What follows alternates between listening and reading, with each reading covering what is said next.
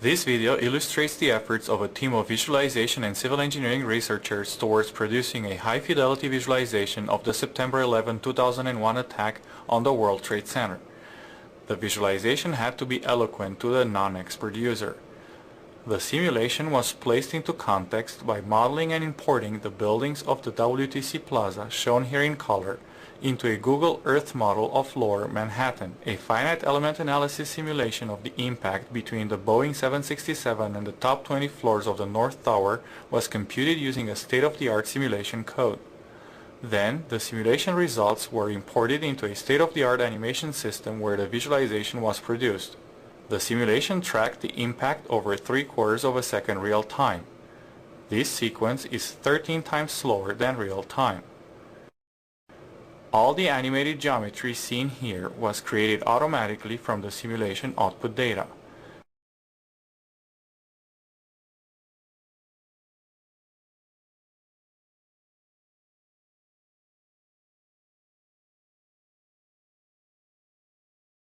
This sequence visualizes the aircraft trajectory between the facade and the structural core of the building. Notice the oscillation of the ceiling during the impact. This reverse angle shot visualizes the important damage sustained by some of the core columns. Using a camera with a distant hither plane, this sequence simultaneously visualizes the two floors that sustain most direct impact damage.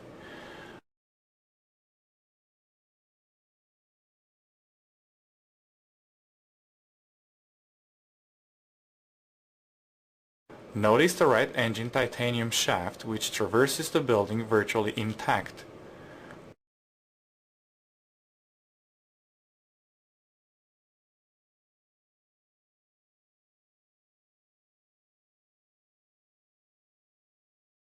Plane debris re-emerges on the opposite face of the building.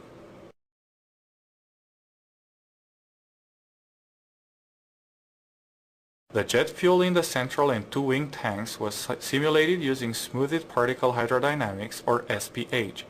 Nearby fuel particles were lumped together in the animation system, and the fuel was rendered with reflections and refractions using a ray trace material. Notice how the wing tank fuel disperses first, as the wings are considerably damaged by the facade.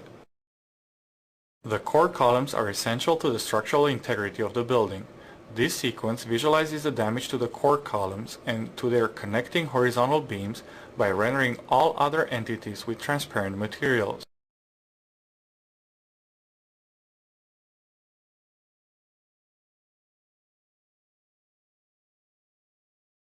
Here are the core columns exclusively. These sequences also turn out to provide a good visualization of the overall deformation of the aircraft as it enters the building.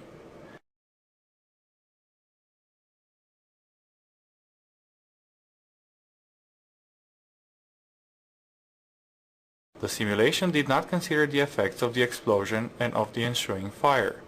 Here, the fuel particles were used in the animation system to automatically produce a plausible fire visualization.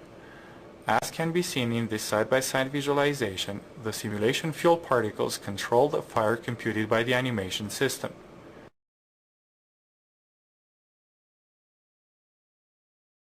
Elements that undergo excessive stress are eliminated from the computation by the FEA simulation code.